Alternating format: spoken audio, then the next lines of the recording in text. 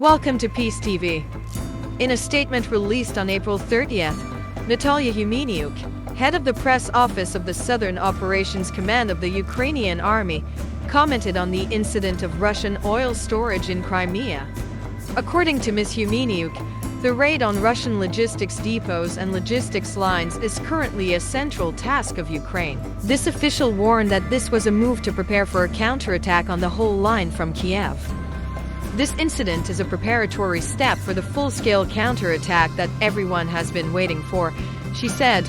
Earlier, Sevastopol City Government Governor Mikhail Razvudjayev on April 29th confirmed that a fierce fire had broken out at a 1 square meter fuel depot in the Crimean Peninsula. Mr. Razvudjayev blamed Ukraine's suicide drones UAVs as the cause of this fire. The attack caused serious damage to the Russian forces stationed on the Crimean Peninsula. In addition, according to some sources, anxiety has begun to appear in Crimea after the ambushes of the Ukrainian army. Over the past month, the Ukrainian military has deployed many troops and heavy equipment to the southern part of the country. This shows that Kiev is preparing for a large-scale counter-offensive operation to regain territories under Russian control, including Crimea. Experts say Ukraine's immediate goal will be to break through Russia's defenses in Zaporizhia, thereby accessing the Sea of Azov.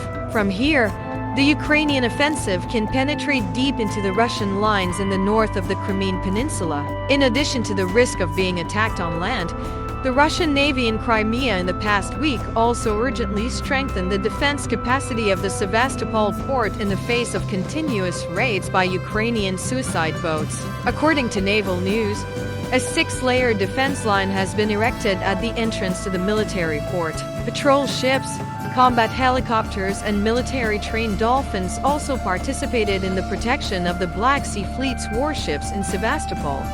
Ukrainian authorities have repeatedly vowed to retake the Crimea region after Russia annexed the peninsula in 2014. In a speech at the end of 2022, Ukrainian President Volodymyr Zelensky asserted that the conflict that began in Crimea will end in Crimea, implying that Kiev will by all means regain control of the peninsula from Russia. Ukrainian President Volodymyr Zelensky expressed his views on how to win the war with Russia. In an interview with the press, President Zelensky said, "The war with the Russian Federation is like a cake. We cannot eat it all in one sitting because your mouth will be torn. Russia is a country. It's going to be very difficult to swallow these problems. So we have to break the war down into pieces. There will be small victories that follow, or parallel, but most of them will follow each other. The battleship Moskva is one such piece of cake, and it is one of those victories that have a very important effect on the fighting mentality of Ukraine," he said, referring to the incident of the fleet's flagship Moskva. Ukraine claims to have fired missiles at the Russian ship, while Moscow explains that the ship sank due to a fire that led to an explosion in the ammunition depot. For us, victory is when Ukraine's territory is under the protection of global security guarantees. NATO and other security guarantees are very important. Our task is to show that coexistence with Russia is inevitable and we will have to be stronger. Simply because we have no other way out, Zelensky said, highlighting Ukraine's NATO ambitions. We're going to have to get stronger. That's the first thing. The second thing is to do everything to make Russia weak. We have to defend our territory. We have to liberate Ukraine. That would be a step to do. The war between Russia and Ukraine is still ongoing after 14 months. Ukrainian National Guard spokesman Ruslan Muzychik said that clashes between the armed forces of Ukraine and Russia sometimes occur at a distance of less than 50 meters in many areas on the front lines, especially in the Bakhmut fire in Donbass. The boundary between the two sides has barely changed in the past week, he said, and the main battles are taking place on the Lyman, Bakhmut, Avdiivka and Marinka fronts. The Ukrainian official said that the situation of close combat forced the Kiev side to act as quickly as possible to adapt to the situation. Fighting in the long-contested eastern city of Bakhmut is very intense, Ukrainian military press officer Mykita Shandaiba said Sunday on national TV. The Russian military is trying to take the city by May 9th. They are currently failing, Shandaiba said. They are using artillery, mortars and tank shelling to destroy the city. Often, battles with them are close contact battles, destroying the enemy with small arms and grenades, not artillery. The military spokesperson said Russian forces are constantly shelling Ukrainian positions. There are no pauses, the enemy is firing non-stop.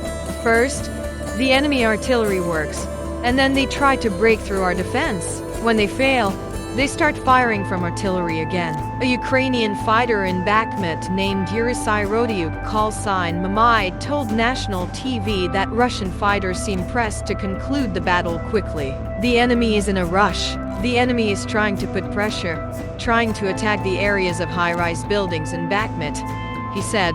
Rodyuk claimed Moscow's troops are running out of supplies and faith in their mission, so they have turned more destructive, demolishing homes and buildings. Russia's fighters cannot attack along the entire width of the front line in Bakhmut, so battles focus on narrow areas, he continued. Rodyuk claimed his team had managed to advance almost half a mile in one sector. Ukraine's troops struggle to carry out logistical operations under the cover of dark, hoping to avoid shelling on the roads in and out of town. The military spokesperson Shandaiba said, the most danger comes from a key supply route between the towns of Chasiv Yar and Kromov, where Ukrainian military officials have previously described constant Russian shelling. Only armored vehicles can get to Bakhmut, so it is complicated, Shandaiba said. Authorities in Russia's Bryansk border region accused the Ukrainian military of carrying out an attack on the area. In a statement released on April 30th, Alexander Bogomaz, the governor of Russia's Bryansk border region, accused the Ukrainian army of carrying out a rocket-propelled artillery attack on the area of the village of Sezemka in the region of Sezemka. This area during the night of April 26th and early morning of April 27th. Ukrainian army launched a rocket attack on the area of Sezemka village. Many salvos were intercepted by our air defenses. However, a civilian building was partially destroyed. Russian authorities later confirmed that the attack left at least 2 people dead and another injured. In addition, electricity in the Bryansk region was cut off during the shelling. In response, the Russian military launched an artillery bombardment on the city of Nikopol in the Dnipropetrovsk Oblast at dawn on April 27. According to Cyril Isaac, head of the military administration of the Dnipropetrovsk province of Ukraine, the shelling caused 7 houses, 7 civilian structures, a greenhouse, a bus and a car in the city of Nikopol. A power transmission line was also partially damaged. However, the Russian shelling did not cause any casualties. The Russian and Ukrainian defense ministries have not yet commented on the information. Recently, fighting has often occurred in the Bryansk border region of Russia. On April 6th, Governor Bogomaz announced that the border guards of the Russian Federal Security Service (FSB) had successfully prevented a plan to enter Russian territory in the area of Sluchonsk village, Pugarsky district in the Russian Federation. Bryansk. According to Bogomaz, a gun battle broke out between 20 Ukrainian commandos and Russian border guards. Details of casualties and damage on both sides have not been released yet. Earlier, in early March, the Kraken Special Forces unit of the Defense Intelligence Service of Ukraine announced that it had destroyed a Russian border observation tower in this area. Using suicide drones, intelligence agents of the Kraken unit destroyed a border observation tower in Russia's Bryansk region, the Kraken unit's statement read. A video has been posted showing the Russian tower exploding and burning violently after being attacked by at least 2 Ukrainian UAVs. The Russian military conducted a suicide drone strike, thereby destroying a Ukrainian S-300 air defense missile complex. Pictures posted on social media on April 28 show that at least one S-300 air defense complex of the Ukrainian army was completely destroyed after an ambush by an unmanned aerial vehicle UAV. Accordingly, while stopping at a gathering position in the Kherson area, 2 Ukrainian S-300 air defense complexes were discovered by the Russian military. Soon after, the coordinates of these 2 complexes were sent to the Russian headquarters in the region. A Lancet suicide UAV was mobilized to attack the target. The attack resulted in the destruction of 1 S-300 complex.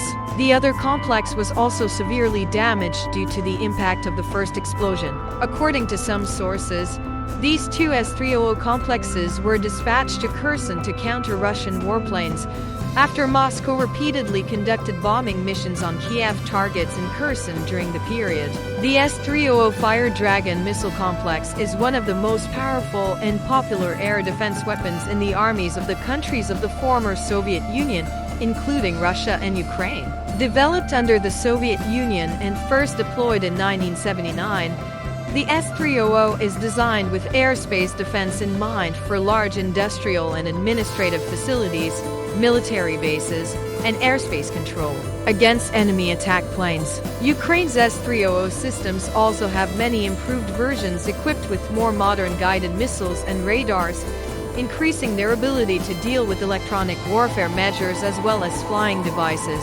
Opponents' low range. Regarding the Lancet, this UAV is designed in the form of a suicide drone with the ability to hang in the air for many hours and attack the target immediately after receiving instructions. With an impressive speed of about 110 kilometers per hour, the ability to carry a warhead weighing up to 3 kilograms and an integrated satellite navigation system. Since being deployed to Ukraine, the Lancet has destroyed many military targets. Enemy support, including modern Western-aided weapons systems for Kiev. In addition, the material and coating of the Lancet UAV also make this modern weapon immune to laser interceptor weapons. The Russian military also confirmed that the Lancet UAV can be converted to become aerial mines systems aimed at unmanned aerial vehicles of the Ukrainian army. Recently, on April 18th, the Russian military also used a Lancet suicide drone to sink a Ukrainian Project 376 Yaroslavets landing ship on the Dnipro River.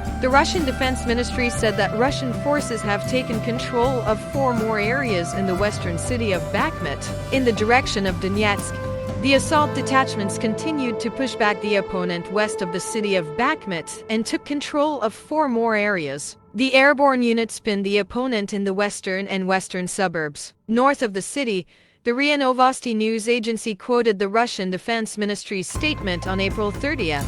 The Russian Defense Ministry often refers to the units of the private security group WAGNER participating in the battle in Bakhmut, a city in the Donetsk region, as SHOT detachments, rather than referring to them directly. Russian Defense Ministry spokesman Igor Konashenkov said on the same day that Ukraine had lost 480 soldiers and mercenaries in the Donetsk region in the past 24 hours. In addition, Russian forces destroyed 12 armored fighting vehicles, 30 cars, a D-20 howitzer and a Gvozdika self-propelled artillery system. An artillery depot of the 54th Ukrainian Mechanized Brigade was also destroyed near Belagorovka in the Lugansk Oblast. Russia ambushed a train at a station near the Kramatorsk settlement in Donetsk, causing Ukraine to lose about 200 tons of ammunition. Ukrainian officials have not commented on the information from the Russian Defense Ministry. Russia and Ukraine are both focused on the battle in Bakhmut. Kiev says the battle at Bakhmut was the key to holding back Moscow's forces on the Eastern Front. Meanwhile, for Russia, control of Bakhmut could allow the military to directly target Ukraine's defenses in the nearby city of Chasiv Yar, while opening the way for 2 key cities in the Donetsk region, Kramatorsk and Sloviansk. However, Yevgeny Prigozhin, head of the Russian private military group WAGNER, warned on April 29 that the group's units may have to withdraw from Bakhmut if Russian military authorities do not provide them with ammunition. According to CCMP, the weather conditions in Ukraine were favorable for the counterattack. The dirt roads are starting to dry up and a Ukrainian counterattack could happen at any time in the next few days or weeks. On the other side, Russia's 800 kilometers long line stretches from Kherson region, southern Ukraine to the northeast area bordering Kharkiv province. These lines of defense consisted of multi-layered fortifications and trenches, including anti-tank trenches, reinforced fences, prefabricated barricades called dragon teeth, mines and military trenches. Brady Afric, an expert at the American Enterprise Institute, said, Russia's goal is to maintain control over territories in Ukraine and limit the Ukrainian military's advance.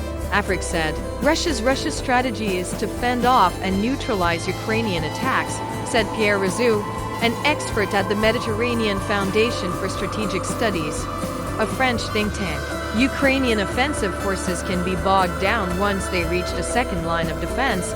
Even if they do, it will be very difficult to penetrate the third line of defense, Razou said. Andrew Gaylor, an expert from the British strategic consulting organization Janes, said that once Ukraine starts to counterattack, Russia will have time to assess the situation, analyze the main force of Ukraine, and send this force into a hostile situation. But as a counterattack force, Ukraine will decide in which area to attack. Ukraine can launch a blinding fire by pretending to attack in some areas to attract Russian defense forces, while the main army moves in another direction, Gaylor said. Vasily Kashin, an expert at the Russian University of Social Sciences and Economics in Moscow, said Ukraine has many options for attack, and it is difficult to make predictions. Mr. Kashin said the military balance on the front line was tilting towards Russia. Ukraine can try to change that with last-minute efforts, Kashin said. According to experts, Russia is having a numerical advantage over Ukraine on the front line thanks to its recruitment efforts. Russia has the necessary manpower to neutralize the attacks of Ukraine, said two experts Philippe Gros and Vincent Tourette at the French Foundation for Strategic Studies (FRS). Russia has fully deployed any mobility measures to bog the Ukrainian offensive forces, the two experts said. According to expert Kashin, no Ukrainian counterattack, even the most successful, can bring an end to the conflict. Experts say that the Ukrainian army is better armed today than it was a year ago. But the task ahead is even more difficult, and the weapons provided by the West may be just enough to make up for the loss of 14 months of fighting. According to NATO Secretary General Jens Stoltenberg, Western allies have provided Ukraine with 1,550 armored vehicles, 230 tanks, and a large amount of equipment. In addition, NATO is also training and arming 9 new Ukrainian brigades, Stoltenberg said. The total number of the new brigades is estimated at about 30,000 men. Experts also warn that the further Ukraine tries to move south and east, the more difficult it will be to maintain its logistics network. In parallel with the counterattack plan, Ukraine still has to deploy forces scattered across the country to deal with Russian long-range missile raids.